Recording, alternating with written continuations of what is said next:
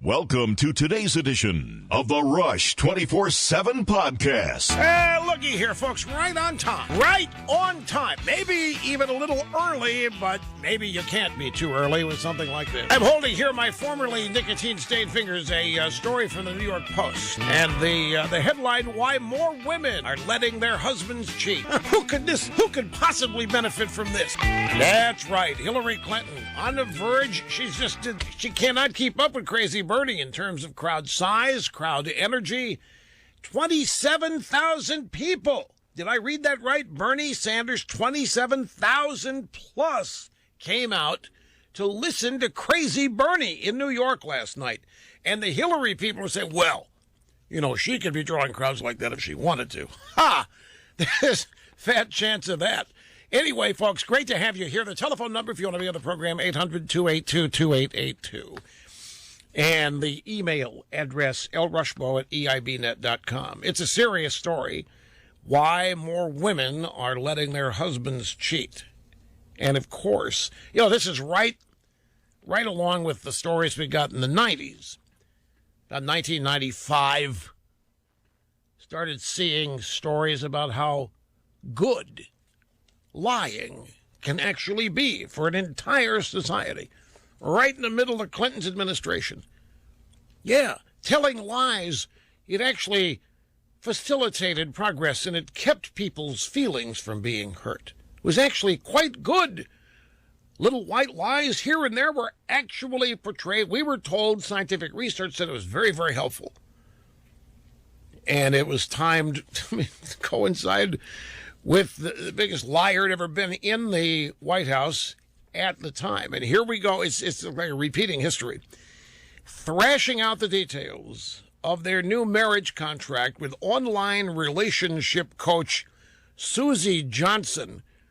A wealthy couple who have been wed for 12 years leave their hour-long Skype session feeling satisfied. The husband agrees they're going to have a fifth child while the wife consents to his infidelity in exchange for a fifth child. See, he didn't want any more kids. She did. He said, okay, I want to be able to cheat. She said, how often? He said, well, a month, once a month, a couple times a year. She says, no problem. The deal was struck and offered. You know, you may laugh. I know a couple. I think this is probably legit. I think this probably is popping up and happening all over the place. There's so many cultural upheavals and changes going on out there. I know a couple that they have it's not written, it's not in contract form, but they have an agreement that if either one of them ever had the chance to spend some time with a specific person that they both dream of, then permission has been granted. In the guy's case, it's Jennifer Aniston. If he ever has a chance, the wife says, okay, fine, in that one example. And then she's got somebody that he has agreed to. I forget who it is. I'm making it up. But, I mean, what better timing for a story that's now scientifically proven that letting your spouse cheat can actually help your marriage. You know the reason why they got to do this? Because Clinton out there can't control what he's saying anymore. He's losing control. I mean, it's a sad thing to watch. It's a sad thing to see. They don't know what's going to come out of his mouth. They don't know what's going to go into his mouth. And they don't know where he's going to go when it all happens. So they got to cover their bases by permitting this kind of story, or actually having the story written. Yeah, they agreed to a weekend amnesty where the guy can do what he wants for just one weekend a year in this case. This babe that arranges these deals for couples is in Dallas. And it's goasksusie.com. In return, she gets the bigger family that she craved. And the story features other examples, other couples engaged in the same kind of... Tom Jones and his wife have been married 59 years, and he's a noted philanderer.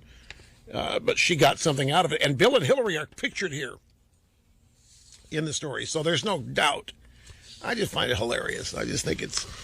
The left will come up with science to validate and justify whatever destructive behavior they decide they want to make routine. Folks, we're great to have you with us. As always, the fastest week in media already at Thursday. The Colorado story will not go away.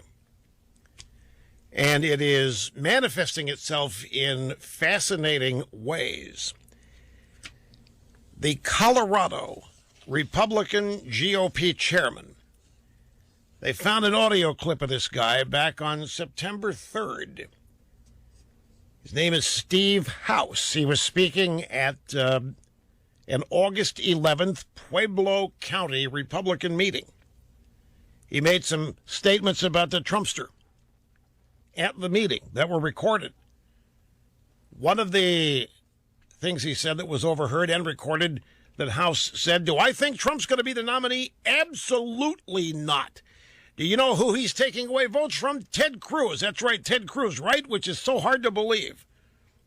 I think what happens to Donald Trump, he's going to get bored. He's going to get bored. He's going to get tired of the continuous questioning and badgering. I'm really looking forward to having Trump and Fiorina on the same stage because I think she will make him look bad. I really, really do. This was just a few days after the Colorado GOP decided to do away with the straw poll, which was last August when they made this change.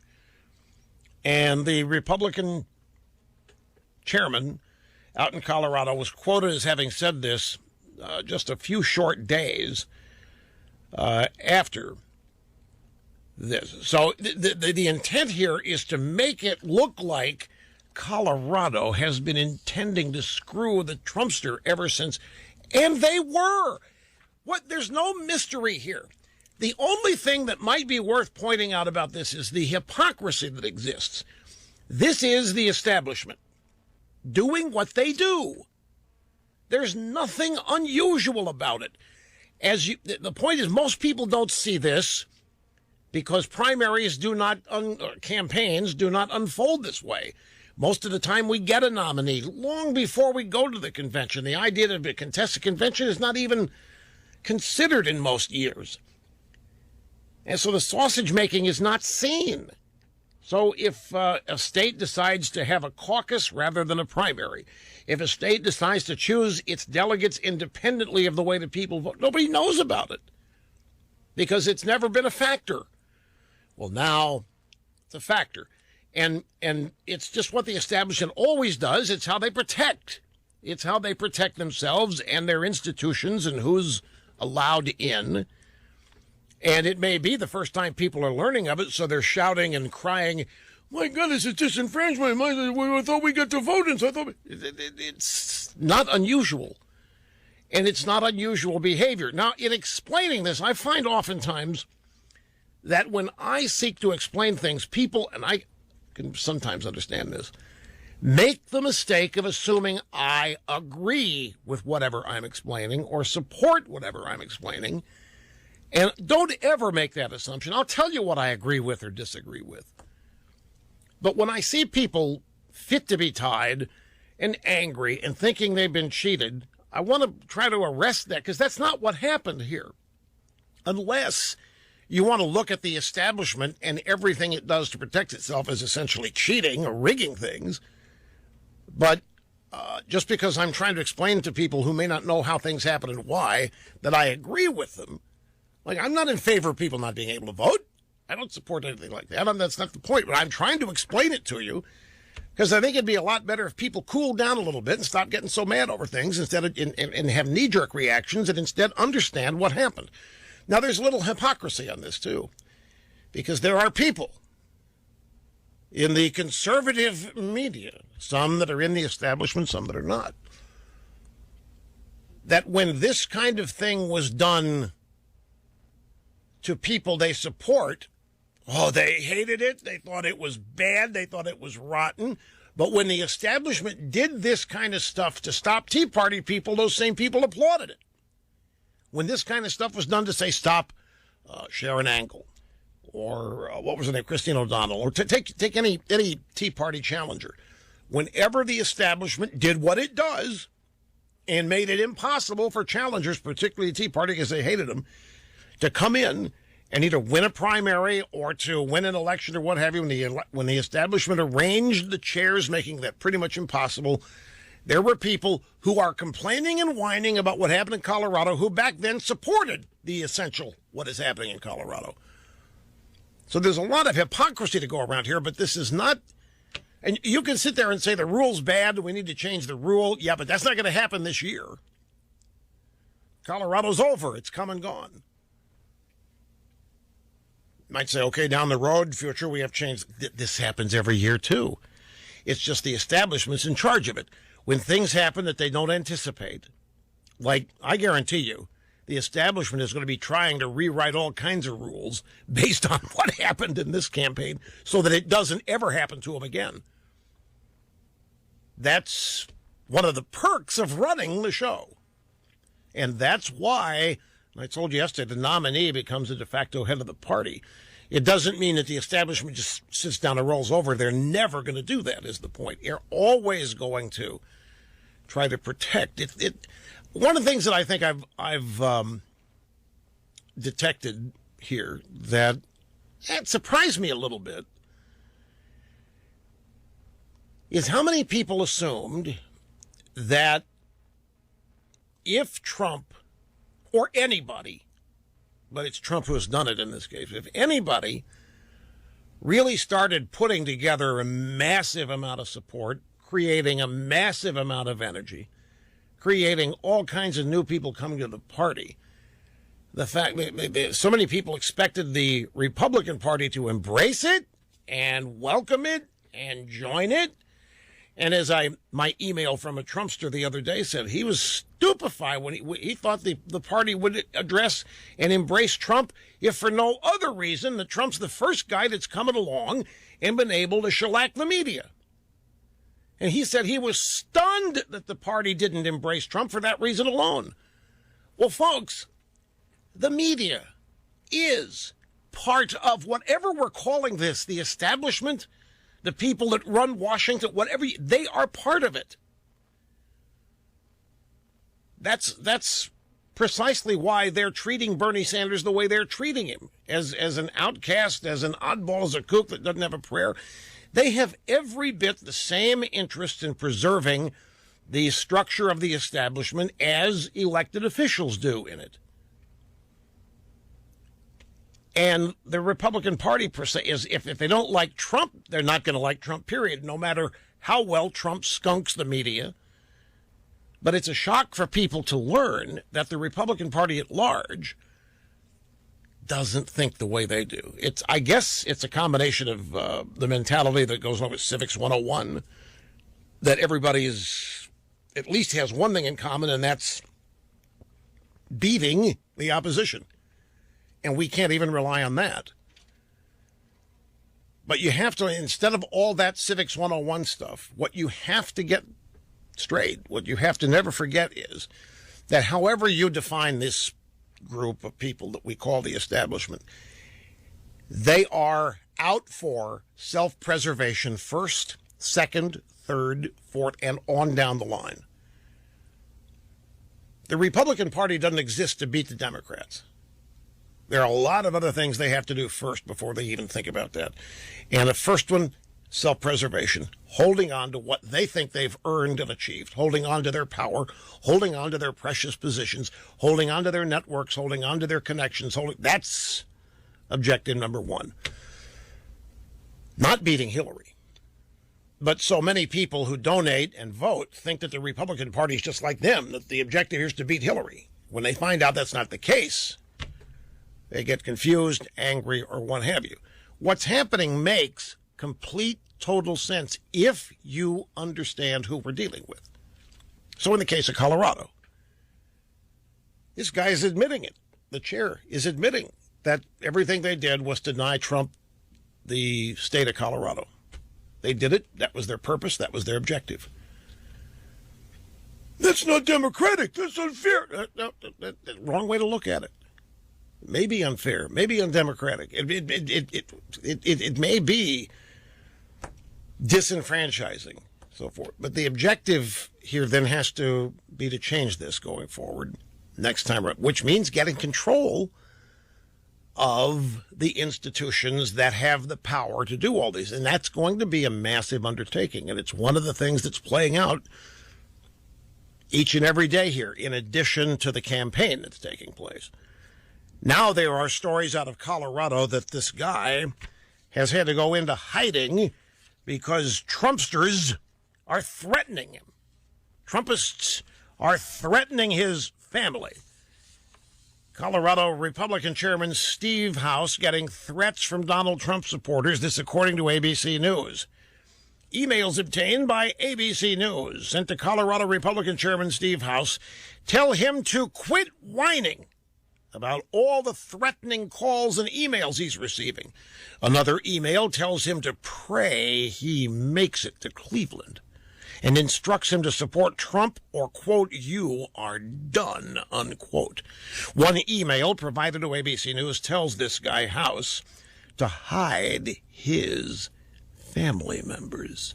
So he's out saying that Trumpists are threatening him, and they're threatening his family, and he's thinking that he's got to go into hiding, and he'd better not show up at a convention or else. Well, or else what? Well, something might happen. He might not get there. Well, why? Well, who knows? The plane might have a mechanical. It might have a flat tire on the way in from the airport. Anything could happen. Trying to create this aura of fear. This does not have to do with Trump. This has everything to do with the people having a chance to vote, one email says to Mr. House. Hey, don't think we're doing this because of Trump. Trump's not behind this. Trump doesn't even know we're doing it. We're doing it because you denied us the chance to vote. Anyway, I take a break here, folks. Hang tough. We'll be back in just a minute. This is the big one. Rush on the EIB network.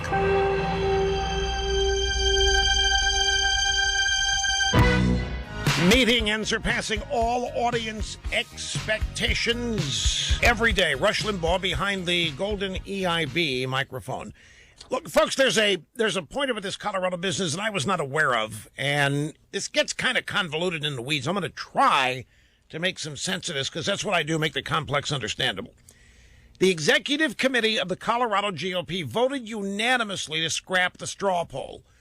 Just think of it as the primary. Okay, think of it as elections. The Colorado Executive Committee is made up of the chairman, the treasurer, the secretary, and the vice chairman, as well as all of the chairs of the 64 county party organizations in Colorado. This vote to scrap the straw poll was done unanimously after something else happened. This vote to scrap the straw poll in Colorado was done unanimously after the national GOP changed a rule that would have required Colorado to bind its delegates according to the straw poll. So yesterday I was in error. Imagine that. When I said that the straw poll would not have mattered anyway because the delegates would have been unbound, the GOP apparently changed a rule to make delegates bound to the straw poll, and Colorado wanted to maintain delegate independence. That's why they did what they did. And because they wanted to maintain delegate independence, look, this is all about the GOP the Colorado GOP building a firewall to stop Trump. It happens last August when the fevered pitch, all the energy and momentum is with Trump, and the Republican establishment scared to death, just like they remain scared to death today. Anyway, got to take a break here, but I'll continue with this when we get back.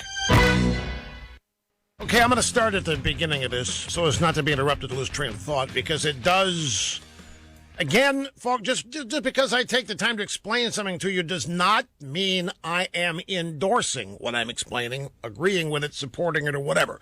I'm just trying to take something muddied and complex and boil it down to its essence so that people understand it. And there was something that happened that I didn't know. I was in error yesterday talking about this whole straw poll versus caucus versus delegate selection process in Colorado. And I didn't know it until today. The executive committee of the Colorado GOP voted unanimously to scrap the straw poll. And this was done, again, unanimously after the national GOP changed a rule that would have required Colorado to bind its delegates according to the straw poll. What Colorado wanted was unbound delegates. And that's what they had in previous years. Then the GOP, the national GOP, came along and changed a rule requiring Colorado to bind its delegates according to the straw poll, which would have been an election, either statewide primary or delegates at the convention voting in a straw poll, much like they have a straw poll at CPAC. But it would have involved actual votes, not just a convention of delegates being wined and dined by candidates, deciding who they're going to support. So I was wrong yesterday when I said that the straw poll wouldn't have mattered anyway because the delegates would have been unbound.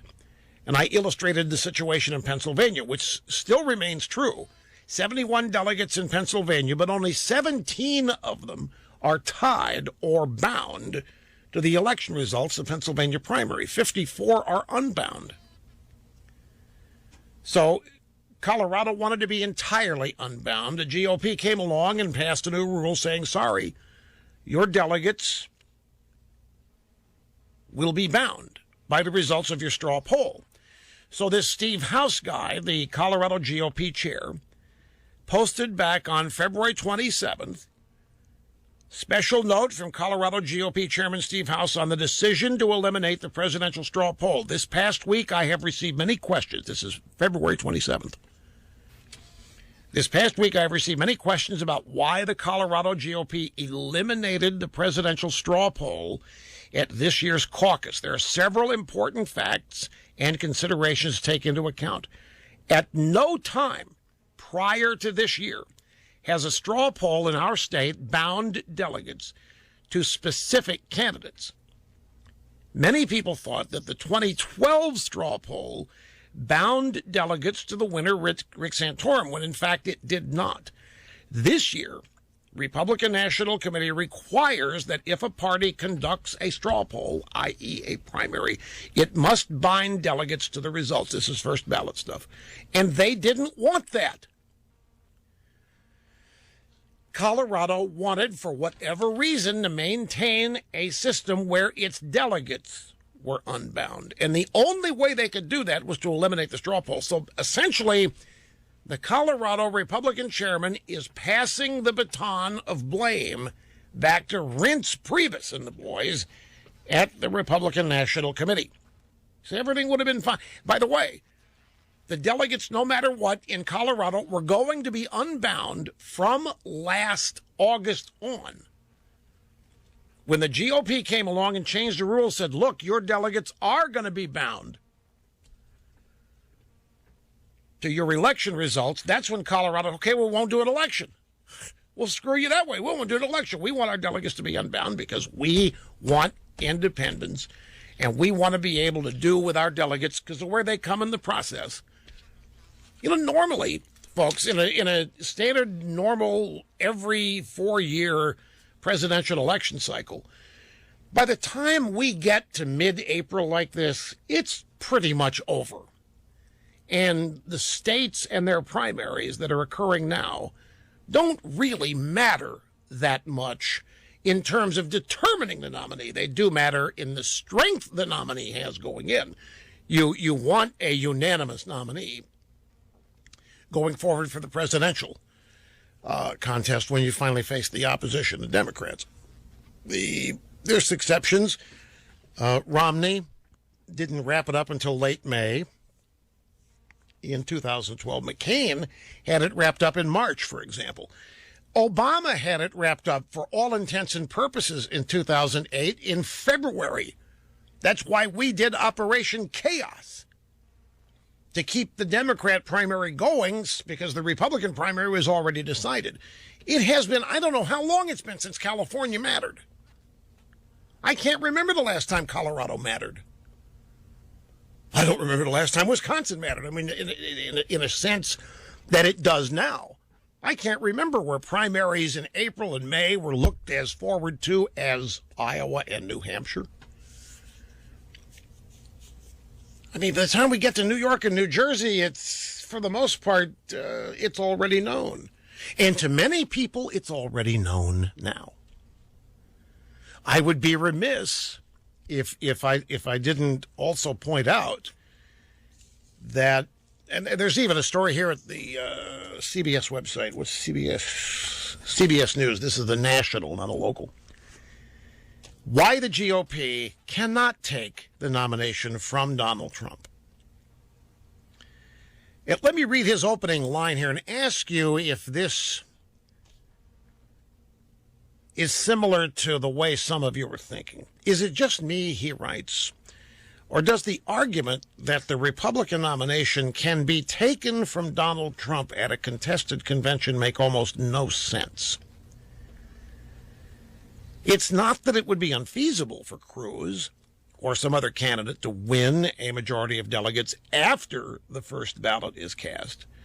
If anything, it seems more and more likely that Cruz, given his shrewdness at delegate selection, would be able to pull this off as early as the second ballot. But if Trump arrives in Cleveland having won the most votes, the most contests, the most delegates, all of which is very likely, does anybody really think they're going to deprive him of the nomination?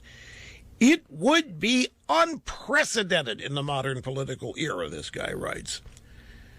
And doing so would likely end in disaster, not only for the GOP as a whole, but its anti-Trump wing in particular. That represents a certain body of conventional wisdom. Now, obviously, not everybody agrees with that. There are a lot of people, to hell with that. We're going to second ballot. We're going to third ballot. We're going how far we need to go to get Cruz nominated. The Cruz forces are not going to give away. They're not going to accept that. Now, this is obviously CBS News. This is i.e. establishment media looking for the Republican primary from the outside and looking at it through that prism or via that perspective. But that happens to represent quite a bit of thinking, and I'm sure you've encountered it as well. And that's why, by the way, I had the story yesterday from the RNC member who was on MSNBC, who said, hey, you know what? Trump shows up at 1,100. That's it. He's going to win it. And everybody misunderstood it at first to think that the guy was saying that there's been a rule change and it's no longer 1,237. It's now 1,100. And that's not what he was saying. He was saying if somebody shows up at 1,100, there's no way the guy can't come up with the few he needs before the first ballot, whining and dining, because there's going to be all kinds of unbound delegates on the first ballot. There's no way that Trump's not going to get. That was his theory yesterday. But you still have some of the establishment who are just going to fight this tooth and nail. There is a somewhat interesting development overnight, and that is Karl Rove. There's a news story out that Karl Rove and his pack are now beginning to warm up to Trump. And when that hit, I mean, that stunned and shocked a lot of people. And we haven't even gotten to what's going on the Democrats. Salon.com's out. Sometimes I think, well, Salon.com, and we've had, what's the other one? Slate.com. And we get the Huffing and Puffington Post. And it's almost, you can make book on it now, at least two left-wing liberal Democrat websites each week are going to run lengthy stories on how Hillary can't win. Or they're going to run lengthy stories on how the Democrat Party is imploding. The Democrat Party is headed to minority status because of what they're doing to Bernie Sanders. There's at least two of those stories every week. And now we've got one today from Salon.com. I got to take a break. We'll come back and start on the phones. They used to get away with it, but not anymore. Thanks to Rush and the EIB network.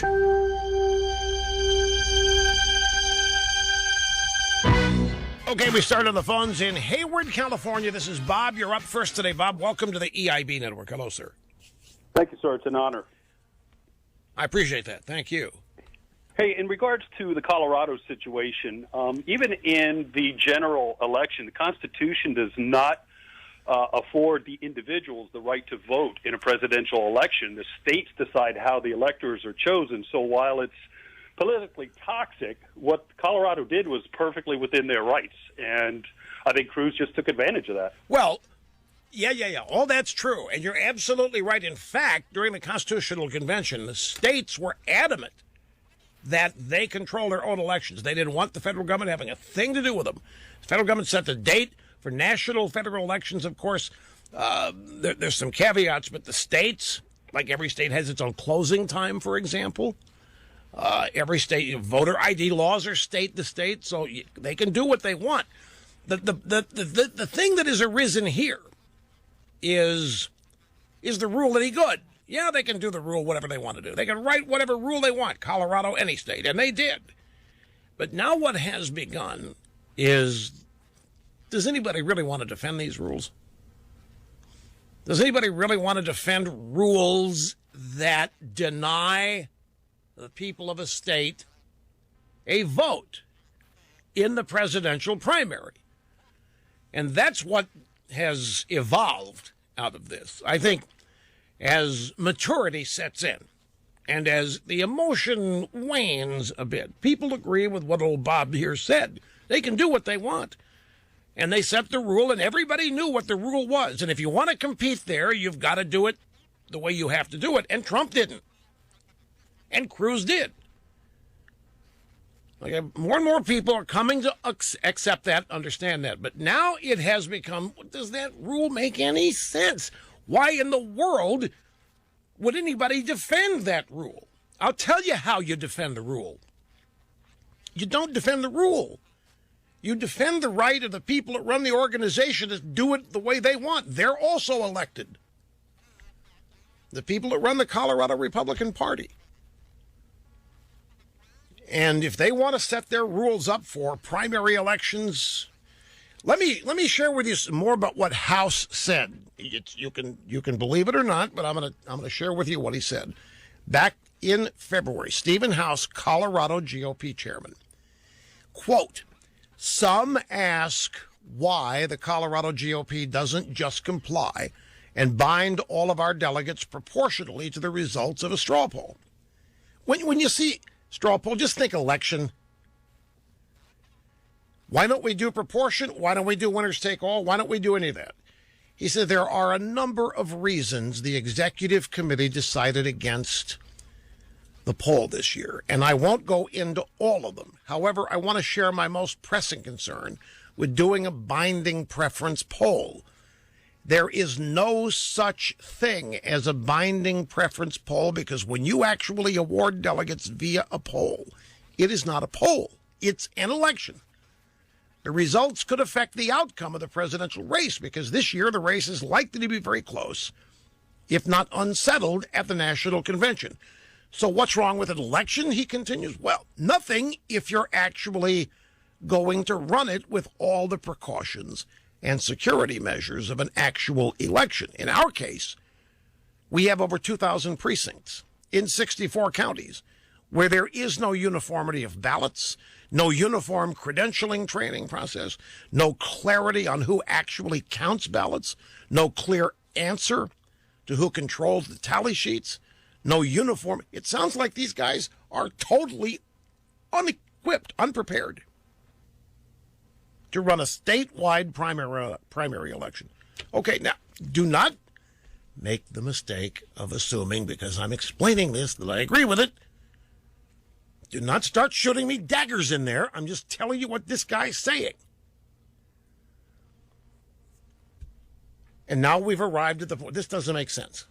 It does equal disenfranchising people. It does mean people can't vote. And if these guys can't come up with a way to do it in Colorado like they can in every other state, then maybe it's time to get rid of these guys.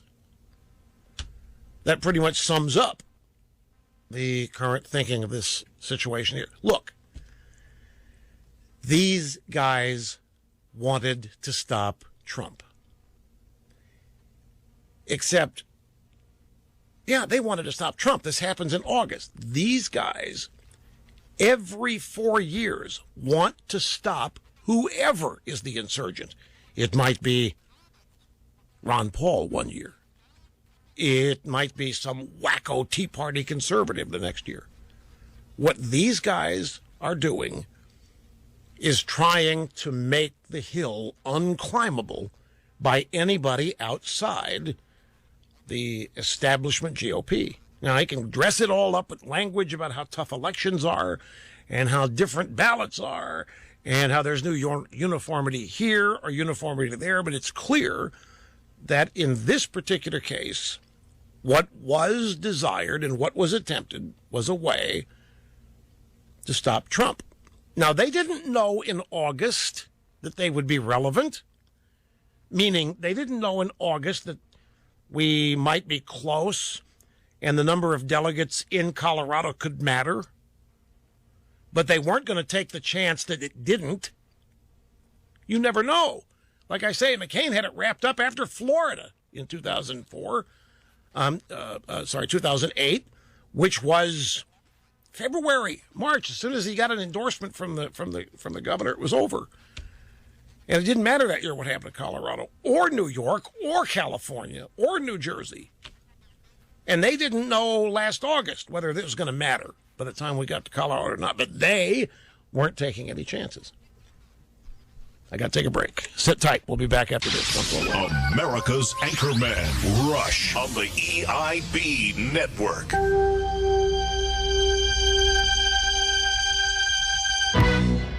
Okay, I called it yesterday. Megyn Kelly was seen sneaking into Trump Tower. Everybody was buzzing. What's going on? I said, tell you what it is. She's up there. She's trying to secure the appearance of the Trumpster on this new Fox network Barbara Walters type interview show she's got. And naturally, that turned out to be pretty much it. Details that and much more when we get back.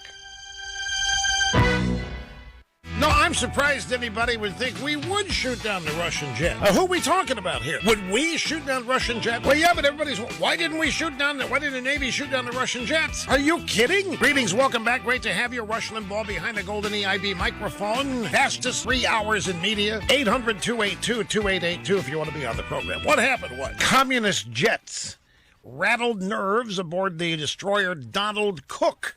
They buzzed within yards of the ship. It was in the Baltic Sea. Provocative, yeah, but they were not a credible threat. I'm reading this from Navy Times. They were not a credible threat, according to a retired Navy commanding officer who reviewed photos and videos from the run-ins on Monday and Tuesday, when unarmed Sukhoi Su-24 fighters flew within 1,000 feet of the ship, once coming as close as 30 feet in what U.S. officials called simulated attacks. On Monday, a low-flying Russian Ka-27 Helix helicopter also appeared to take photos of the ship. And the Navy, remember now, there's two kind of generals, admirals, head honchos in the Pentagon. You have warrior generals, and then you have the political generals. The politically correct generals. You have the generals trying to climb the ladder of success according to politics. Then you have the warrior generals. And in a regime like this one, the warrior generals are going to be tough to find. They're there, but they're not heard from much. So what happens here is that that provocative, simulating attack, there was no reason to hit them back. We're not at war with Russia, said Captain Rick Hoffman. Said it'd be one thing to be operating and have a threatening attack profile from somebody who might not recognize me, but that's not the case here. Those communists knew who we were. Now, if you have visual identification of the jet, you can see that it's not carrying weapons. And if you don't detect any electronic emissions suggesting there was a missile lock, like they hadn't painted the ship inside the Russian cockpit, they hadn't locked on, so they detected no threat whatsoever. And the operative quote here from Rick Hoffman is, you don't get to kill people just because they're being annoying. Tell that to ISIS. Tell that to Boko Haram. Tell that to the San Bernardino, too. By the way, speaking of which, You see that Apple got into that iPhone from the San Bernardino 2? And it turns out that they did not get assistance from a particular company. Everybody thought it was an Israeli company that helped break or crack that iPhone. Turns out the FBI essentially accepted bids from black and white hat hackers. Individual Joe Schmo hacker. And they let each one of these guys take a crack at it, and one person apparently got in. And the FBI will not tell anybody how. They won't divulge a secret, not even to Apple. And now the story is that there's nothing on the phone anyway. There was nothing there to get. We got no data. We got no intel from the phone. The Turks did shoot down a Russian jet after it crossed into Turkish airspace for about 2 seconds. And that could have been, and that was nothing more than annoying. But the Turks, they had been explicitly clear to the Russians, stay out of our airspace. The Russians claimed, hey, it was an accident, a navigational error, and they shot it down. In fact, there was video. There was crystal clear video. It was like the whole thing was staged. Normally in shoot-downs like that, there's very little video of it. It happens at a spontaneous moment. Nobody aiming a camera. This thing, all of that Russian-Turkish incident was captured from the moment the plane was hit to the pilot's parachuting out. And that was more than annoying. Anyway, you don't get to kill people because they're being annoying. Standard operating procedure. Yesterday on this program, right around this time, Megyn Kelly had been reported by an NBC stringer to have snuck in to Trump Tower, and everybody was wondering, lots of buzz. What is going on? Everybody was asking. I made a prediction. It wasn't that long ago that we learned that Megyn Kelly was going to host a brand new celebrity / newfangled Barbara Walters type interview program on the Fox broadcast network, not Fox News. Remember that? That's about a month or two old. And it was going to be this big whoop-de-doo. And to expand her career folio and all that and take it beyond Fox News to the Fox broadcast network. And like Barbara Walters used to interview trees and stuff before the Academy Awards, and she had fascinating people, that kind of thing. Could be that she's only trying to get Trump for that. Makeup to breakup kind of stuff. Who knows, folks? This is my wild guess. And it turned out my wild guess nailed it. Last night on the Kelly File, Megyn Kelly. You may have heard the news today that yours truly took a trip over to Trump Tower on Fifth Avenue in New York City. There I had a meeting with Donald Trump. The meeting was at my request, and Mr. Trump was gracious enough to agree to it. We met for about an hour, just the two of us, and had a chance to clear the air. Mr. Trump and I discussed the possibility of an interview, and I hope we will have news to announce on that soon. This is just... I don't know. Something about this. Well, it's interesting. No. Don't go there. That's not what I'm talking about at all. No. Don't. Every so often, the reasons why my staff does not have their own microphone are abundantly clear. And what just happened is one of those. No, that's not. I'm trying to imagine myself in a situation like this, and I can't see it. You might have heard that I had a meeting today, and I just want to tell you I did, and I went in there, and I don't know.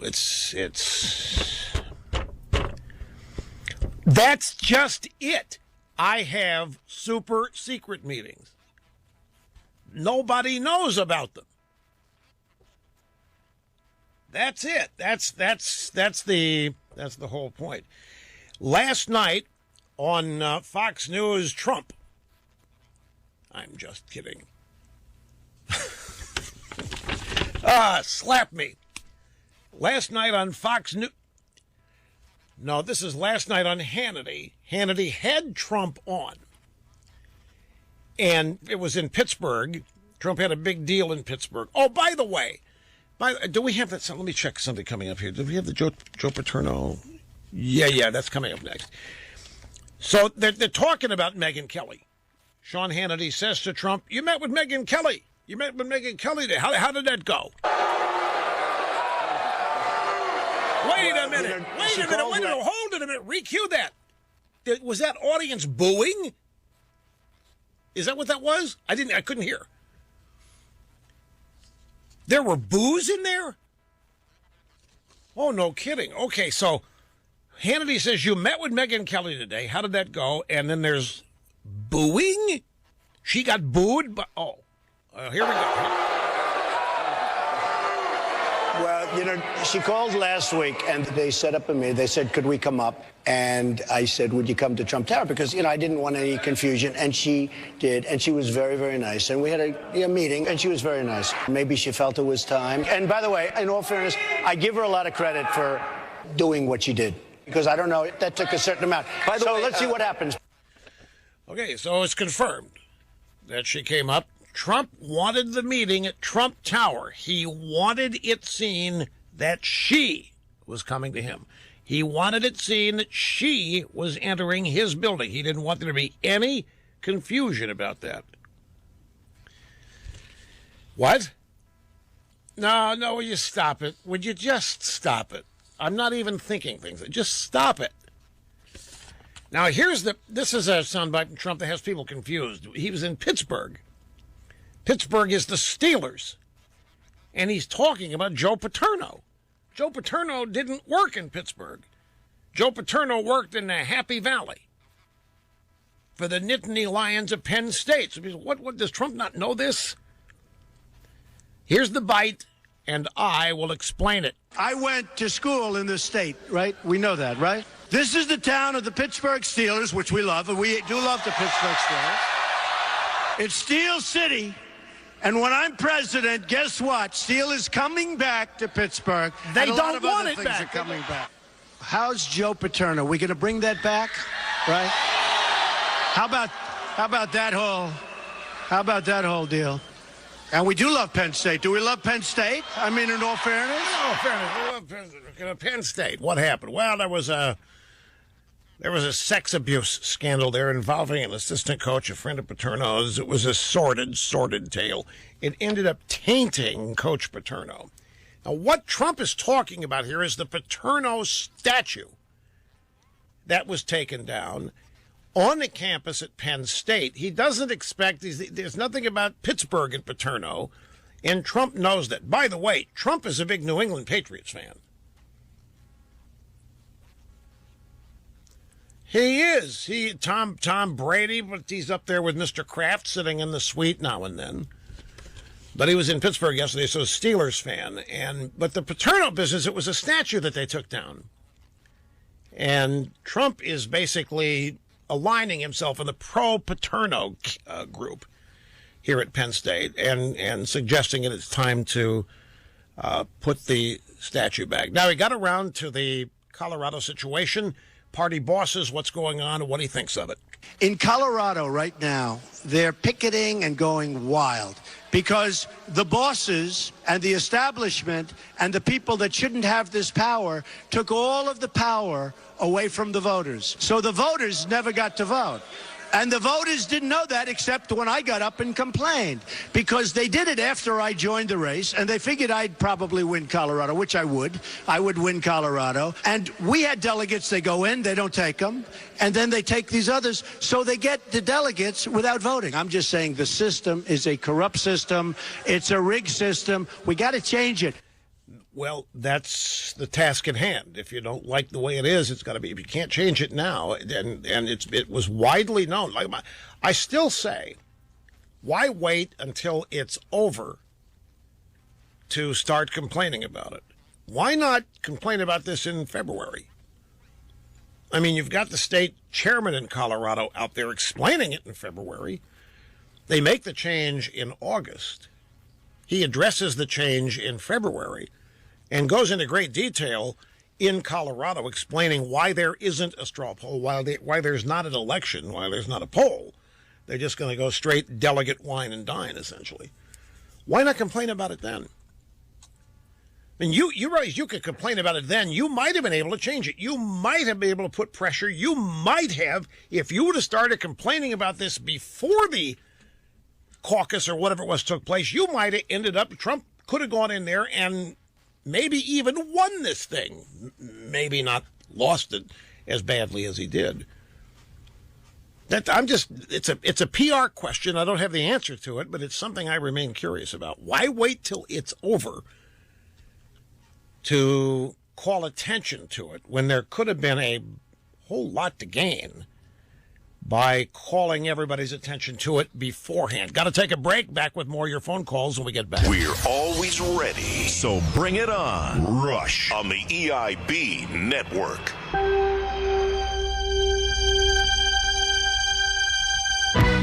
And we're back. El Rushbo, talent on loan from God, meeting and surpassing all audience expectations every day. I am America's anchorman.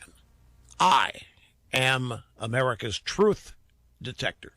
And we head back to Spokane, Washington. Bill, great to have you on the program today. Hello, sir. It's an honor, Rushbo. Thank you. You bet, sir.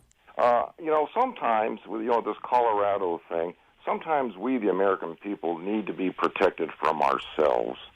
We have the most uninformed electorate, and I can't believe it, but it's almost the same as if my 12-year-old child wanted to pilot a jet airliner that we were getting on, I would stop him.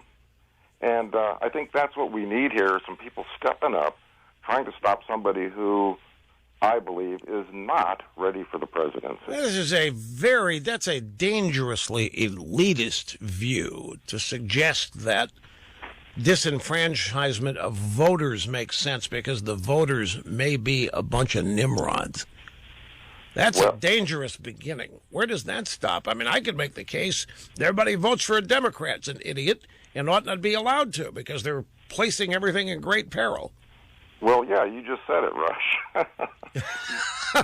You'd go for that, huh? But the thing is that we need someone who can run this country at this time, not on emotion, but with a real knowledge of the Constitution and to get us out of it. Okay, wait a second. Wait. Hold it just a second now. You're speaking against Trump, but can I ask you who in either party in recent years do you think has done a good job of running the country?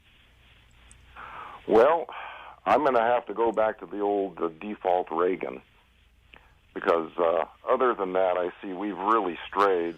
Well, this is the way Trump this is the way Trump supporters are looking at it. No matter who the establishment throws up, it's just going to be more of the same.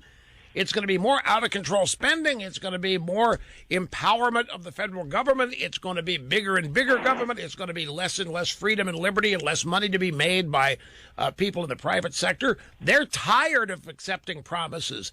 They're tired of holding their nose and voting for the lesser of two evils. They think they've got nothing to lose by going with somebody that you describe as a know-nothing. Well, we have a lot to lose. I am a Cruz supporter. Right. But the thing is that we don't just sink the ship just because we have axe to grind against. That's just it. They don't think they're sinking the ship. Do you know why? Do you think? Honestly, don't detect any combativeness in my voice. I'm just being passionate here. I'm not. There's no contentiousness or argumenting here. Why do you think Trump supporters are supporting him? Can you give me 2 or 3 reasons? Is there a number one overriding reason that you think they're supporting him? I think this is a backlash as far as in your face. It's just a way to get back. It's a reaction more than it is an actual thought process. Okay. Well, I have read the learned theories of the learned members of the commentariat in both conservative and liberal enclaves, and there seems to be some agreement with that sentiment, which is boiled down to you basically have a bunch of people, Trump supporters, who are fed up, and totally ticked off with the fact that they kept losing, and they keep losing, And they think it's because the government's picking winners. And so they're mad, and they want to take it out on somebody.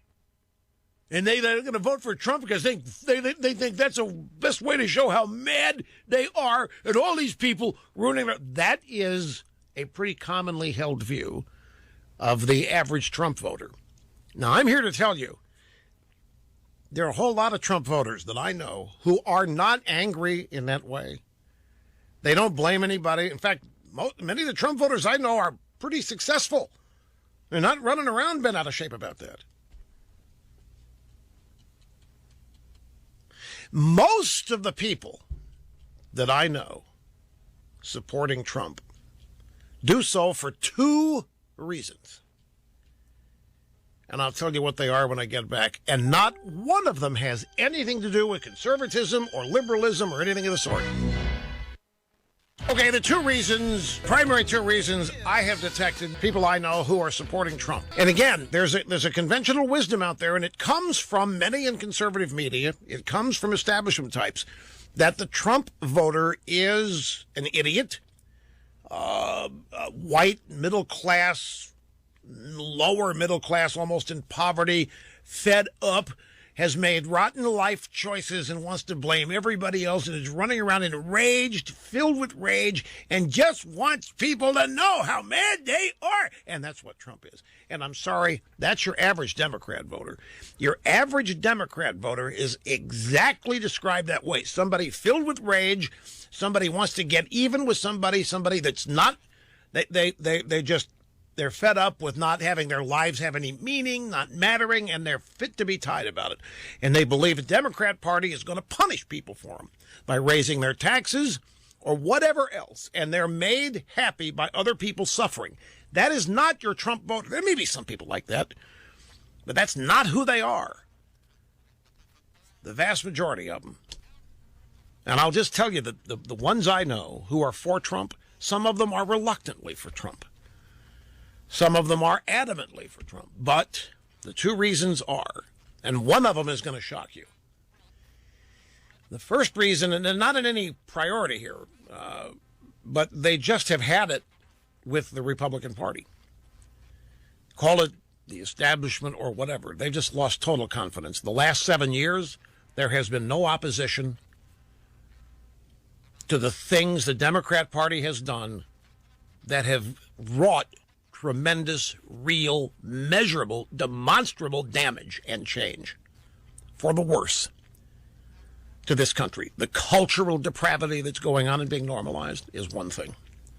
The economic destruction. There's no economic growth. There can't be. The government is taking all of the growth and absorbing it. It's getting bigger. The private sector cannot create enough growth to keep up because it's getting smaller and smaller, and 94 million Americans in it are not even working. So there is no GDP gain of any substance. And that is maddening. It is frustrating. These people all have kids and grandkids. And government is not where fortunes are made. Well, see, if you're Solyndra, if you're GE, if you're a corporation engaging in corporate cronyism with government, you can make a fortune. And even some individuals can do it. But for the most part, the way it's always been done is the tried and true way defined as the American dream. That's getting more and more limited as time goes on because the economy is shrinking, because the government's taking this. Worries people tremendously. And it's not, by the way, folks, it's not that they think Trump, I want to be very clear about this, it's not that they think Trump is eminently qualified. They just have had it with these so-called experts trying to run everything and screwing everything up, from the economic system to the healthcare system to targeting private sector industries as the enemies of America. They've had it. They're fed up with it. Not to mention immigration and what's happening to the demographic makeup of the country. It'd be one thing if this were happening with controlled assimilation and the definitive American culture that there's always been was being maintained and sponsored and grown, but it's not. It's being eroded. on purpose and by design. And the Republican Party's not lifting a finger to stop it, and in fact, in many ways, wants to join in it when it comes to immigration. So they're fed up. They've been told one too many times to hold their nose and vote for the lesser of two evils. And that leads into the second reason. And the second reason is, and I think this is the one that's going to shock you, they think Donald Trump's the only guy that can beat Hillary Clinton. They think Donald Trump, no matter what the polls say, no matter what all the learned commentary says, no, they don't care about all these polls that show disapproval and high negative numbers. They think Donald Trump is the only guy who can beat Hillary Clinton or Bernie Sanders, whoever it's going to be. But it's likely going to be Hillary, and that's another. They don't want any part of Hillary Clinton. Which leads to another thing. When they hear elected Republicans say they would probably vote for Hillary instead of either Cruz or Trump, that's another reason why they don't want any part of the establishment. That's why they don't want to support people who are actually out saying that kind of thing. The problem is the election of Democrats does not hurt Republicans living in Washington. The election of Democrats does not harm the Republican establishment, except maybe they don't hold on to Senate committee chairmanships. And maybe they don't run the House. But outside of that, these teeming hordes of illegal immigrants are not living where they work. The social and political and business cultures of Washington, D.C. and the parts of New York City where they hang around doesn't change whether Democrats or Republicans are elected. But you get outside Washington, you go to any state in this country, and it matters to people. When a Democrat gets elected to the presidency, it's not good for most people, particularly most Republicans. It isn't good. And the last 7 years are prima facie evidence of it. So they look at the establishment and they say, well, for crying out loud, these guys, the light goes off in their head. It doesn't matter to them when the Democrats win. It doesn't really negatively affect their lives any. Life still goes on for them. But when Democrats are elected and run the White House and run the House and Senate, start getting hold of all these regulatory agencies and bureaucracies, start passing laws left and right, all that happens is that government grows and grows. Freedom and liberty are becoming more and more limited. Economic opportunity gets stifled. They've had it. 7 years of not even fighting back against it. 7 years of not even opposing any of it. Doesn't take much for somebody to come along and say he's going to fight back or whatever, or even pass himself off as a combative street fighter kind of guy. You can throw conservatism, liberalism out. You can throw, in terms of some of these people that I've known that are supporting Trump. And by the way, they've got their concerns about him. They worry he doesn't know what he's doing. They worry he doesn't know what he's talking about. They worry he's not in depth a policy guy, but in many cases, that's even a plus for them because they so detest. They're just fed up. Remember, these are people in their 60s, folks. Kids and grandkids. They're fed up. They've had a lifetime full of, and particularly the last 7 years, of the most radical Democrat Party expansion that we have seen in our lives not be opposed, not be stopped, not even campaigned against in a serious way. So the levels of frustration are reaching a maximum point. So it's not just one reason. The two reasons are primary, but I could just illustrate here how they are related to so many other things. And I'm surprised by some of it like you are. I'm surprised that You know, when Trump starts, when he illustrates, he doesn't know what he's talking about in a policy or some in-depth matter that most people are familiar with. It amazes me that it doesn't matter. But I have to keep reminding myself that's not why he's supported. In fact, that kind of in-depth understanding and ability to discuss policy like it's discussed in Washington is itself a negative. It just sends the signal that it's going to be more of the same. A lot of people serious. Washington needs to be rebuilt. It's not the country that needs to be transformed. It's Washington that needs to be transformed. There's nothing wrong with the country other than what the Democrat Party primarily is doing to it, but the Republicans are culpable because they're not stopping it. It's a big, big deal. Back in the Satisfaction guaranteed. Or the next hour is free. Rush on the EIB network.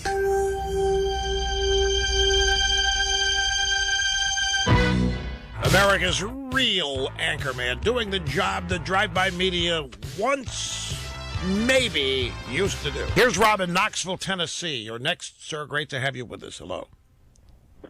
Good afternoon, Rush. Hey. I've had a lot of great moments in my life, and this will be right up there with those. Thank you very much. I appreciate that. I really do. I don't want this to go by uncommented on. Thank you very much. Thank you. The reason I'm calling, Rush, is I have a little bit different take on this Colorado situation. 2 days ago, a gentleman called in, and he was irate. He was mad at you. He was mad at the Cruz forces at Cruz for stealing the Colorado election. And as you know, Trump has sounded the airwaves with his disgust and his dismay about how it's gone, and the fact that, you know, Cruz, again, used legitimate rules to better his position. The question I ask you, from my perspective, is how is any of this different than when Trump gets up and says in the past that he's used bankruptcy laws, which are on the books, to better his position in business? People got hurt in both situations. And I'm just saying it's the pot calling the kettle black when he gets up and complains about Cruz taking advantage of the situation. I just feel that Cruz outsharped him. I see your point. The difference, though, and I can give you a difference why it resonates with people differently. And there is something sacred about the vote. And it's only in banana republics where people are not allowed to vote. It's only in totalitarian, authoritarian regimes where the people are not allowed to vote. There's something sacred and special, going all the way back to Civics 101 when you were first taught about it. And when you are told in the drive-by media that the Republicans in Colorado denied the Republicans of Colorado the right to vote. That's all people hear. And after that, doesn't matter what you say. That's cheating. That's unfair. That's mean. And Trump's exploiting it. He's exploiting it for all that it's worth. I can't tell you. I pointed out exactly what you did, and I even went further. The rules are the rules. I explained why the rules are the rules. People were livid. Thought I didn't get it. Thought I was siding with the idea of people not being able to vote. Wasn't siding with anything. These people who run the Republican Party can do it whenever. It's not a public organization. It's a private group that can set its own rules for how it wants to operate. But people don't think of it that way. So that's why I asked, why wait till it's over? If Trump's going to try to exploit this PR-wise, he could have gained a lot more by talking about this before the outcome. Maybe he didn't expect to lose Colorado. Maybe I'm talking months ago. He's on this national roll. He's not losing anything that counts. And he's just winning. And he's got these polls that are showing him leading by 20 and 25 points. And he's got these big crowds and just maybe thought he wasn't going to win it. And maybe even if he thought he was going to lose it, it wasn't going to matter because he was going to be so far ahead. He probably didn't see Wisconsin. So there can be any number of explanations. Your point is valid. Don't misunderstand. But I'm from a perception and a PR standpoint. There's no way people are going to get that far into it to understand it, because all they're going to understand is they weren't allowed to vote. They denied them the right to vote, and they did it because they didn't want Trump to win. It's unfair. It's unfair. That's as far as it goes. Anything after that is not going to penetrate. Here's Dave, Columbus, Ohio. You're next. Great to have you, sir. Hi. Hi, Rush. How are you? I'm okay. Doing pretty well. Good to hear. Actually, kind of bored, but I'm not going to make a big deal of it. Not fair to you. I have a problem with this notion that Trump should have complained about the unfairness of this election beforehand, and now he's waived his right to complain about it. It's too late. Can't complain about it now. He should have complained about it before, because then he could have done something about it. This makes no sense. If he did that, it would have been political suicide for any number of reasons. Wait. It would have been suicide to do what? To complain about the unfairness of the election before people voted. They weren't going to vote. That was the whole point. Well, I want to explain why, if I may. Okay, but the complaint would have been people weren't going to vote. They weren't going to be allowed to vote. That would have been the time to complain. Not after they go ahead and select the delegates and you've lost. Go out and complain about it beforehand, get people all worked up that they're being denied the right to vote, put pressure on the delegates to support Trump to limit the damage in the Colorado GOP, but they didn't decide to do that. They decided to wait till after the fact. Well, let's imagine that you're running for president. I mean, I know you won't because of the pay cut. Let's imagine you're running. Before it's time for everybody to vote, are you really going to get up there and say, it's fixed? The whole thing is rigged. Your vote doesn't count. You're telling them, stay home. Don't vote for me. And he's also saying, I won't win. The other thing he's doing is they're going to say, like the talking heads, they're going to say, look what he's doing. He's being paranoid. He's a whiner. He's weak. He doesn't have any confidence he's going to win. He's already thrown in the towel before they even voted. And would you vote for somebody that says don't even bother? It's all fixed and rigged to begin. He has to wait until it actually happens, and then you can see the results. Are you a Trumpist? I'm a Trump supporter. Yeah. Trump supporter. Yeah. Okay. Well, I was trying to figure out why you were disagreeing with me here, because I was not criticizing. I'm merely asking myself why wait till after, because the point here, Dave, is there wasn't going to be a vote. That would be the complaint. Not that you lose, but that there isn't a vote. People are being disenfranchised, which is what they're saying now. Could have said it before it all happened, and it might have had some impact in the outcome. Unfiltered and unstoppable. Rush on the EIB Network.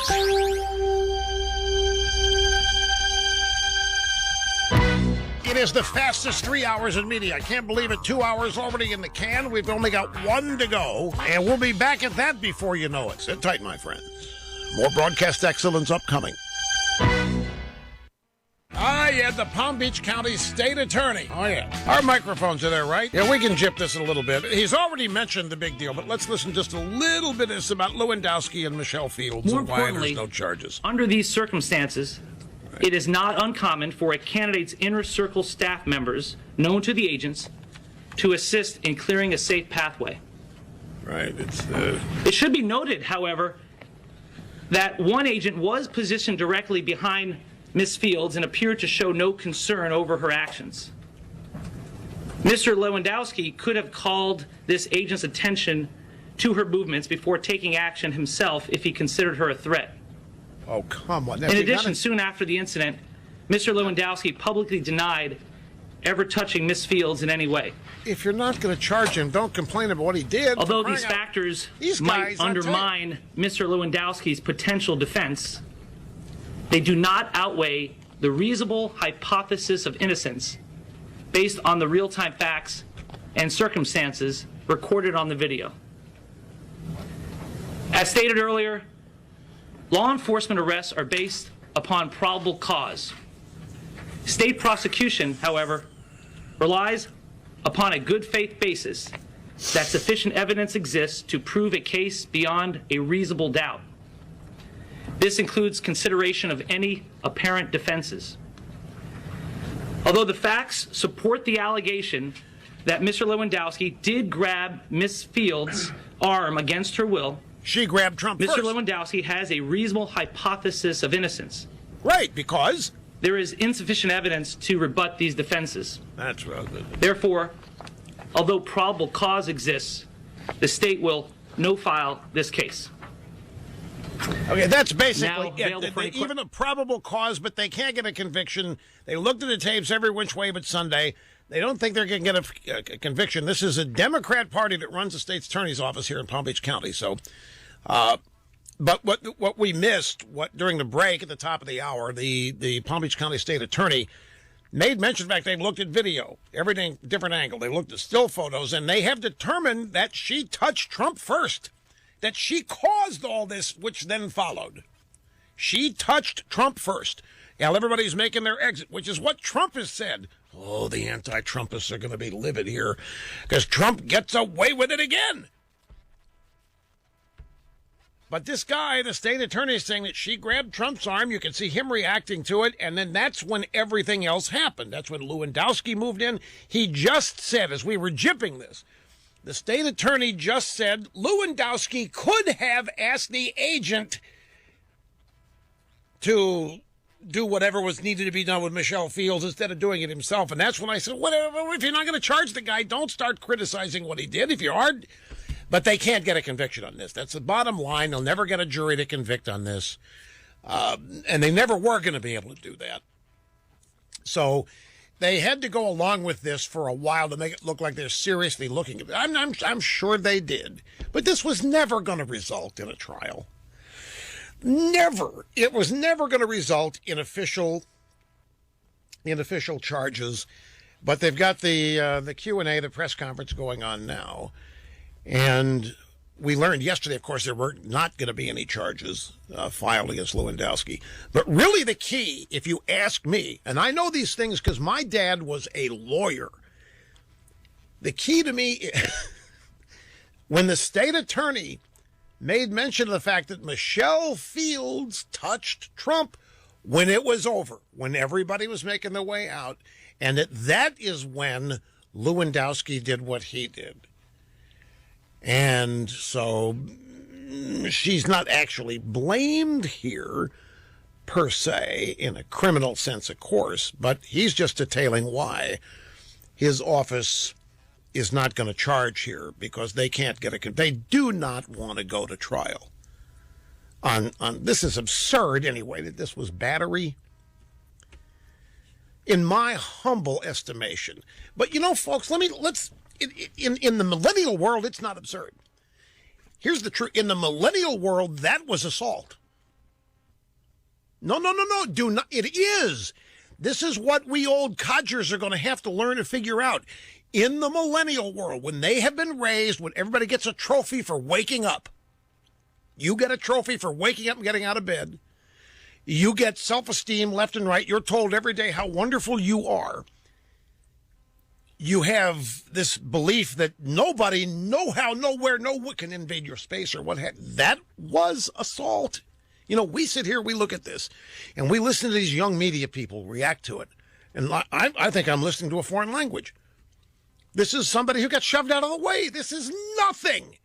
But to the millennials, this was assault. Now, part of it was they hate Lewandowski.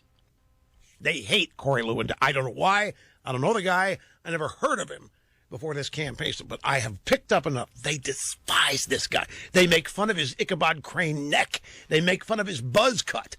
They make fun of his rotten personality. They make fun of his wardrobe. They make fun of the way he walks. They make fun of his ego. They hate the guy. So I'm sure that was driving some of it. But I am not exaggerating. I hope you have seen this video and know what I'm talking about. It happened here, up in Jupiter. After a nighttime Trump press conference after a win, he leaves the podium. The scrum of media and security walk with him.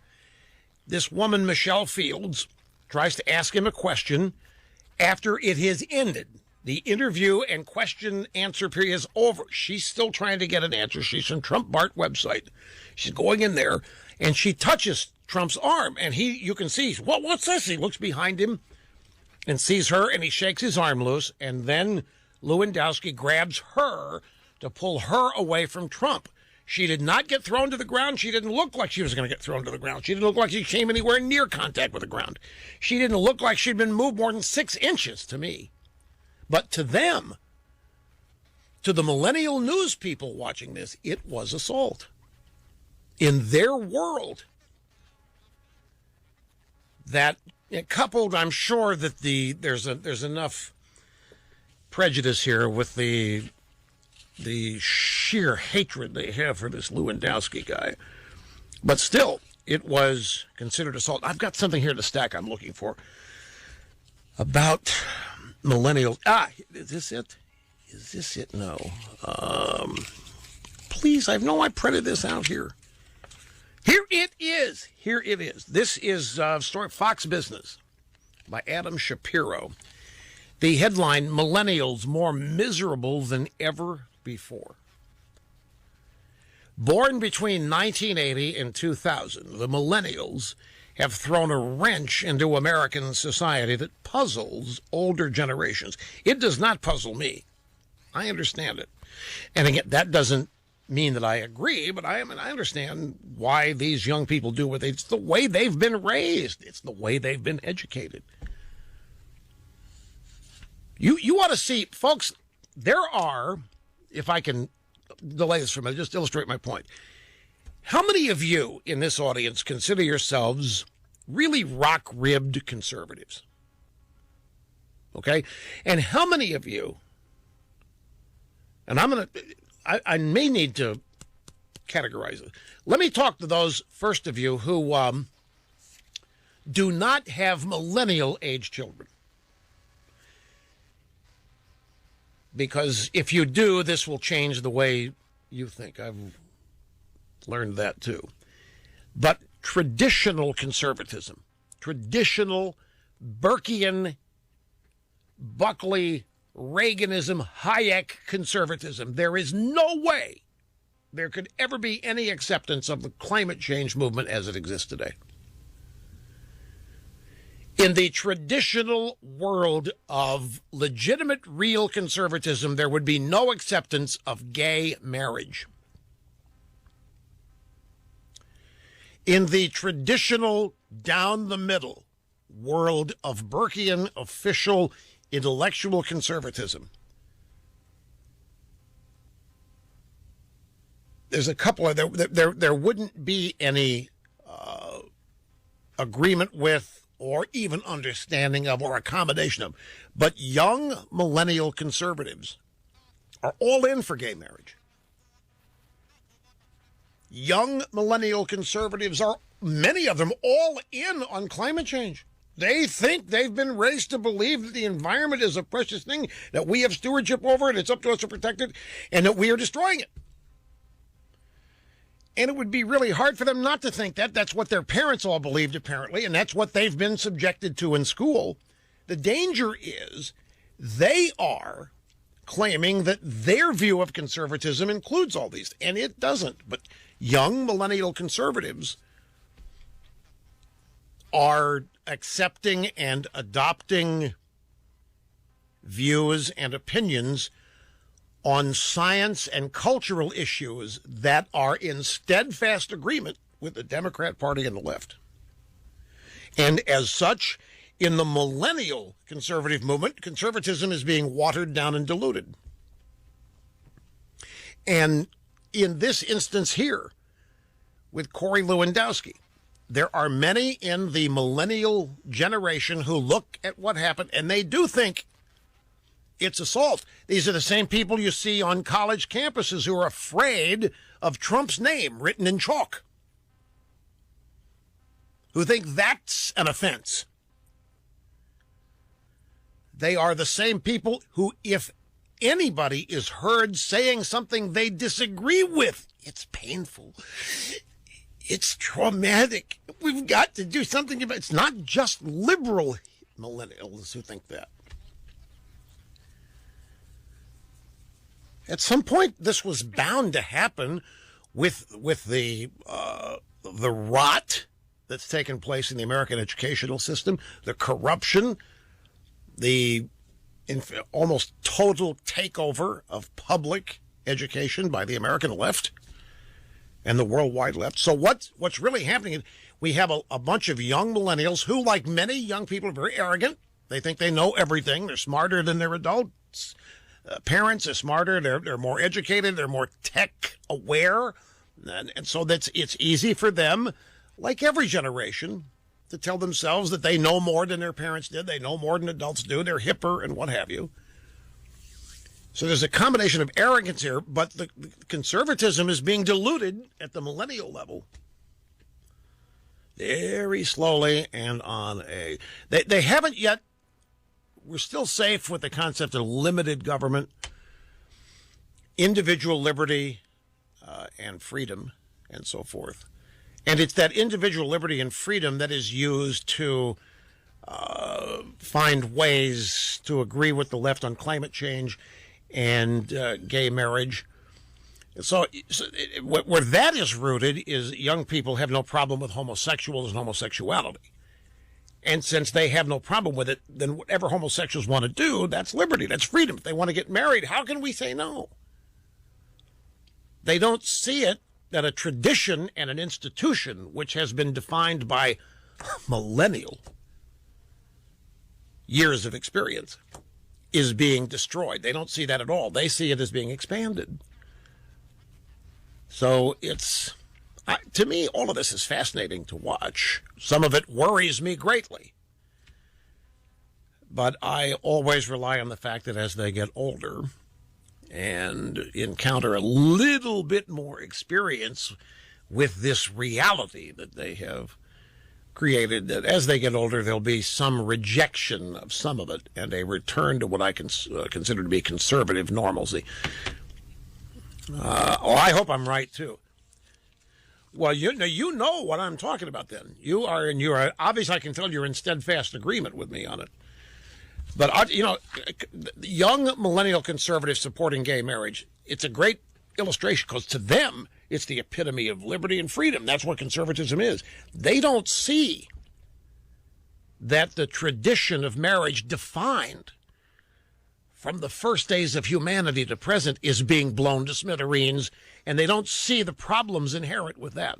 And they don't see the damage, the cultural rot that's going to come from it. They see expansion of liberty and freedom and so forth. And they call that conservatism. And in this way, the left is slowly, sneakily suborning them, if you ask me. That's why I rely on my faith that as they grow older, they will see the light. Now, back to this story from the Fox Business website by Adam Shapiro. Millennials more miserable than ever before.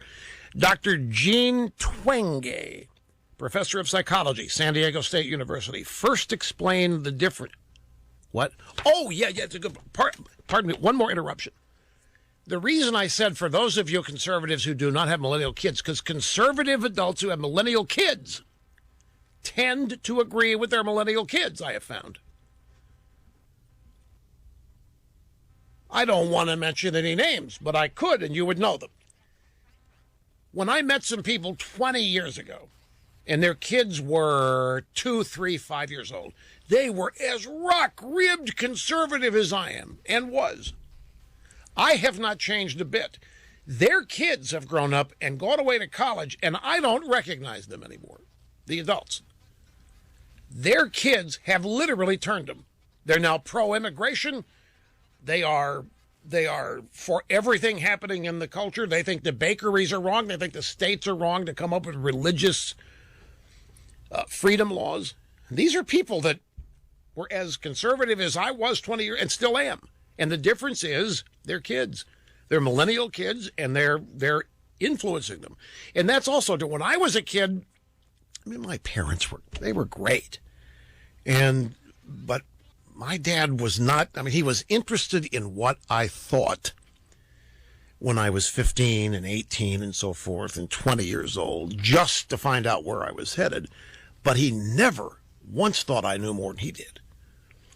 And my opinions very rarely changed his. I'm talking about core. I might have been able to change his opinion of what he thought of something or other that I might have known. But core principles, no way was I going to be able to budge his. But that is happening today. Parents, core principles, millennial kids, it is changing. That's why I made the specification. Now take a break and I'll come back and I'll finish this millennial story. The Limbaugh letter has raised and enlightened a generation of high-information voters. It's pure substance with humor. We take on the left in print. Subscribe now and get 1 extra issue and 2 bonus reports free. That's the Limbaugh letter at rushlimbaugh.com. You're listening to the EIB Network.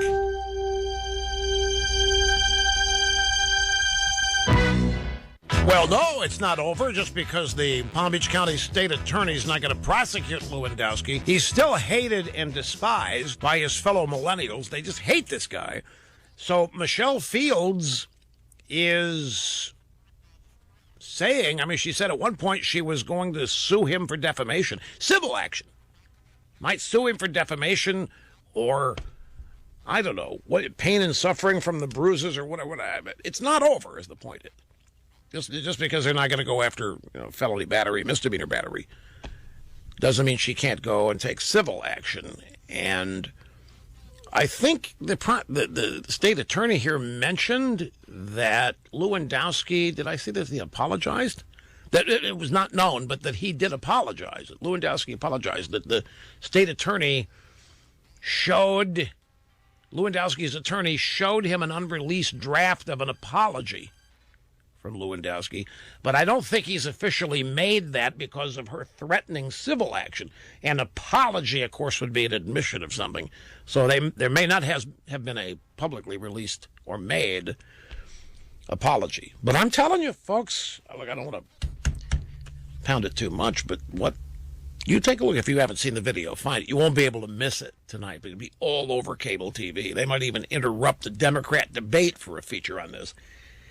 And you tell me if what you saw is assault. It's a joke. But to them, to millennials who've been raised to believe in such microaggressions and invasions of space, yeah, it was brutal. It was mean. Dr. Jean Twenge, professor of psychology, San Diego State University, explained the differences between millennials and other generations in a book in 2006 called Generation Me: Why Today's Young Americans Are More Confident, Assertive, Entitled, and More Miserable Than Ever Before. And she's recently updated the book. It came out in 2006.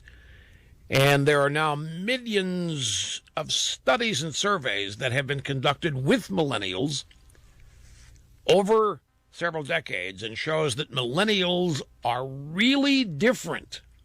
People in their 20s and 30s today, really different from people in their 20s and 30s generations ago in many troubling ways. Some of them are good, too. But look at that. I got another. Geez, I can't get ahead on this. Maybe somebody's trying to... I know, it was just said to me. You ought to try being in a high school or on a college campus between classes when people are rushing to get to the next class and they shove people out of the way and they drag people out of the way and they get through there and nobody ever charges assault, and this is nothing compared to what happens there. And that's true. Same thing in a crowd at a sporting event. When it's over, you're trying to get out, be the first to get to your car. All kinds of things happen that make this look like romper room. The difference is Lewandowski was involved and they hate him. That is what's driving. They despise this guy. They hate this guy. Plus, there's another added. This woman was a reporter for Trump Bart, and they wouldn't defend her at first. And that caused, Breitbart, and that caused its own little enclave of fascination. But the idea that this was battery, I don't care, misdemeanor battery, but I cannot emphasize enough, folks, to millennials, yes, it was. And we're talking about news media, the vast majority of them going to be leftist. I mean, these are the classic examples of coddled, protected, overconfident, even arrogant young people who think they're smarter than anybody else in the room. Anyway, I'm going to finish this research here from Jean Twenge, professor of psychology, San Diego University. Lots of research. She said millennials are accused of being self-centered, lazy, and entitled. While Dr. Twenge's research validates some of these stereotypes, it also uncovers positive characteristics. But she says that the current generation of millennials is somewhat justified to be angry since everybody told them when they were growing up that they're special. She said, hey, you can't really blame them for thinking they're special. Everybody told them they were. And then when they discover that they're not, of course they're going to get mad. They were special in school. They were special at home. They were special everywhere. They get out in the real world, and guys like Lewinsky drag them out of the way. That's not special. And Dr. Twenge says this is a hard, cold reality to come up against. You've been told you're special and you're great your whole life, and you get out in the real world and nobody thinks that of you. Day of reckoning. So they get mad. Today's millennials get angry, told that they could be anything they wanted to be. They face widespread unemployment, raised on dreams of material wealth. More than a third still live with their parents, well into their 20s. After a childhood of optimism and high expectations, reality hit them like a smack in the face. They got trophies for waking up. They got trophies for showing up. They got trophies for losing. They got trophies for not showing up because they were sick. Now nobody cares whether they show up or not. And they feel forgotten. And they feel offended.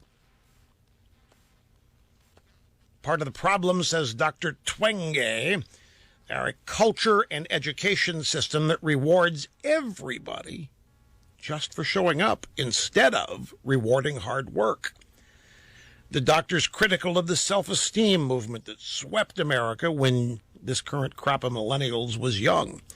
And she shows in her research how the practice of giving every child a trophy despite their effort or achievement actually hurts them. Could have told you this before it started. Don't need research for this. Time-honored, thousands and thousands and thousands of years of raising children told us this.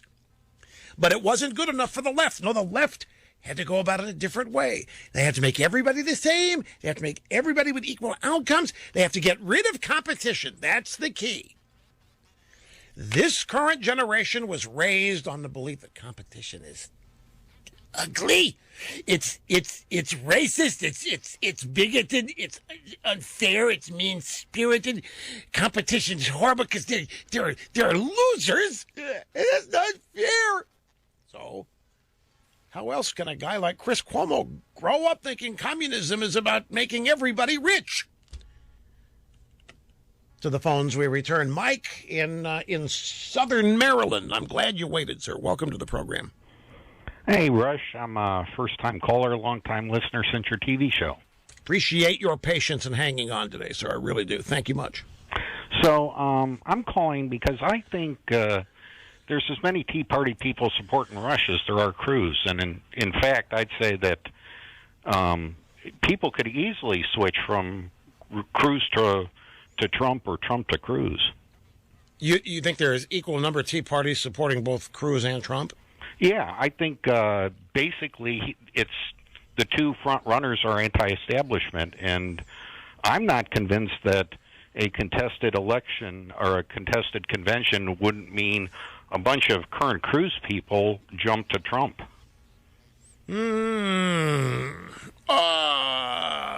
You mean delegate types at the convention, or you're talking about voters in November? I think the media supports the horse race concept, but I think the underlying electorate for the two candidates are people that are opposed to big government, are upset with the way things are going. And in fact, what happened in Colorado could hurt a number of people in the Cruz camp who think, well, it's nice that he played by the rules, but really it's just another manifestation of establishment rules that are working against us, and he took advantage of them, so let's go with Trump. In this case, I don't think a lot of people are going to look at Colorado that way. I don't see a lot of people penalizing Cruz for winning Colorado basically because he's an insider establishment guy.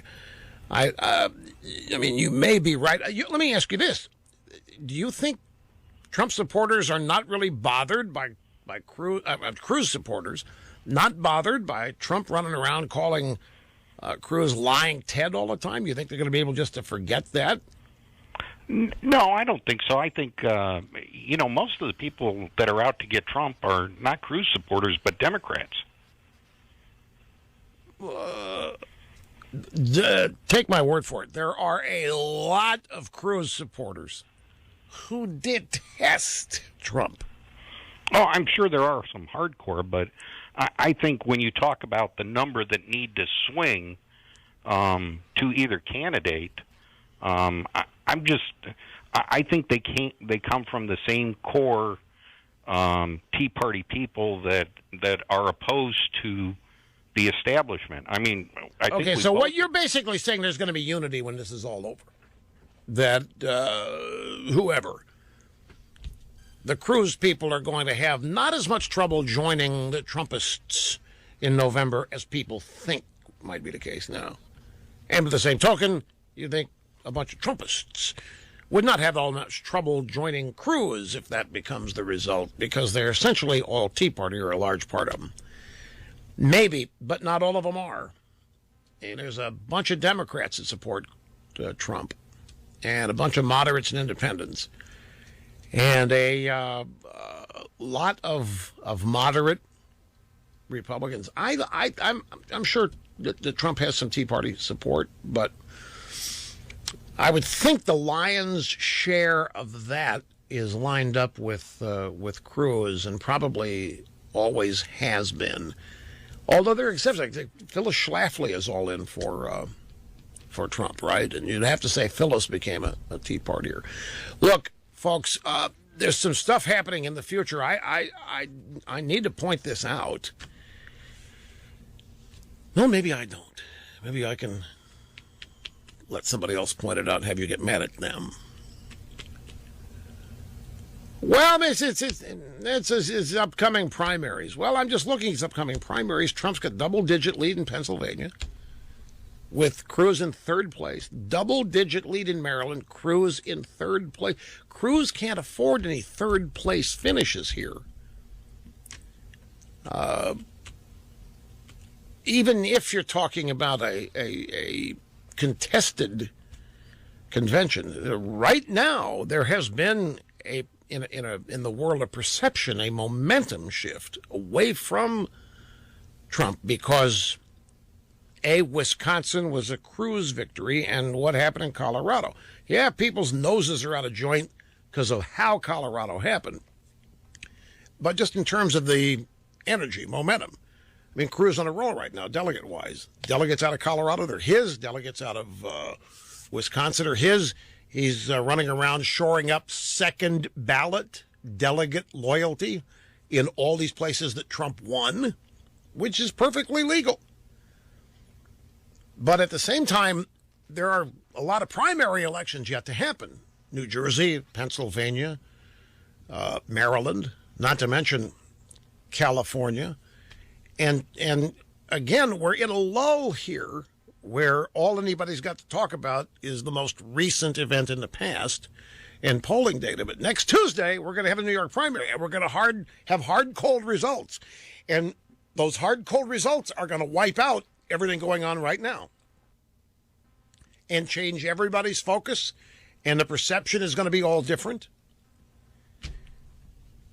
It's a seesaw. It's like an up and down roller coaster. Gotta take another obscene profit break, however, right from the back. Stay tuned for more of the most influential person on the right, Rush, on the EIB Network.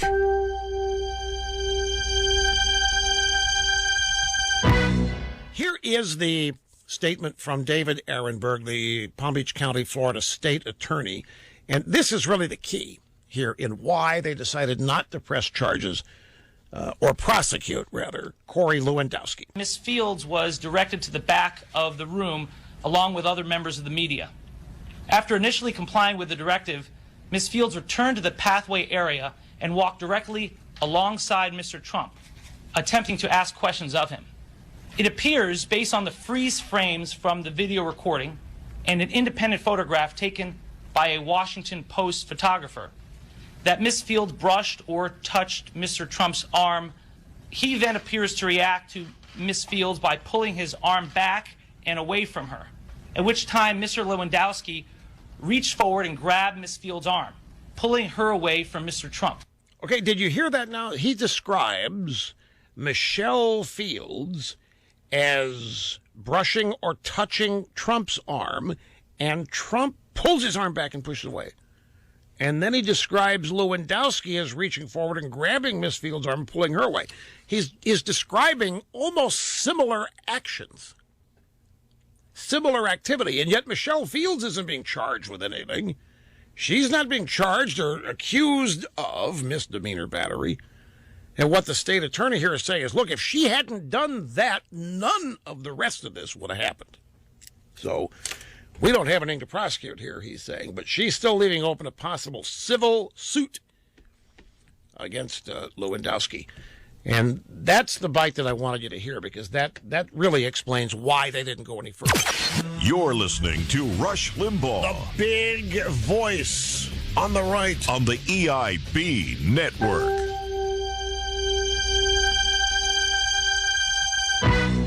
We had a guy, a caller lined up ready to go, wanting to know where the real men have gone, and we didn't have time to get to him. So he gave us his number. We're going to call him tomorrow on Open Line Friday, and the rest of you have your golden opportunity to make it count tomorrow then, too, so we will see you then. Thank you.